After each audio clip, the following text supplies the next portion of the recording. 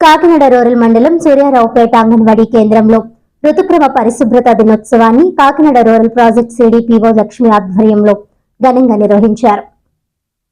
ఈ సందర్భంగా ఆమె మాట్లాడుతూ ఋతుస్రావం జరిగిన ప్రతి యువతి 5 రోజుల పాటు పరిశుభ్రతను పాటించాలని అన్నారు. అదేవిధంగా ఆరోగ్యకరమైన ఆహారాన్ని తినాలని, అప్పుడే రక్తహీనత లేకుండా ఆరోగ్యంగా ఉంటారని అన్నారు. ఈ కార్యక్రమంలో anganwadi Kakinada rural supervisor Rajeshwari, Adoni group Priyanka తదితరులు పాల్గొన్నారు.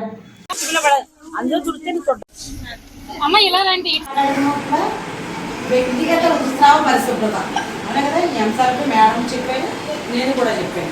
మీరు ఖచ్చితంగా ఈ విషయాలన్నీ ఒకసారి అవగాహన చేసుకొని మీరు ఇప్పుడు గుర్తుపెట్టుకోవాలని టైం ఎప్పుడు వస్తారు మీరు ఇప్పుడు కానీ ఇప్పుడు ఆల్రెడీ 2-3 రోజుల్లో కానీ సార్ వచ్చిన వరకు అయిపోయింటే వచ్చిన కానీ ఖచ్చితంగా అవుతాను.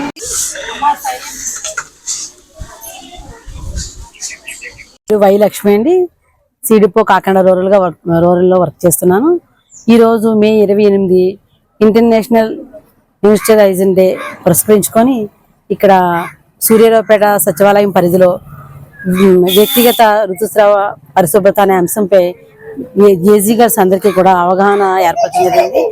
కేవలం ఈ వయసులో తెలియని వయసులో ఋతుక్రమ సమయంలో ఈ 5-6 రోజుల్లో వాళ్ళు సరైన శుభ్రత పాటించడం కారణంగా అనేక వ్యాధులకు గురవుతున్నారు.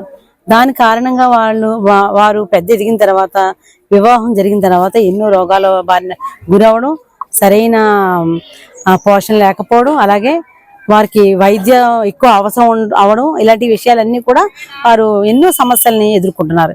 ఈ సమస్యల బారిన పడకుండా ఉండాలంటే ఈ చిన్న వయసు నుండి కూడా ఈ 5 రోజులు కూడా మంచి శుభ్రత పాటించాలి.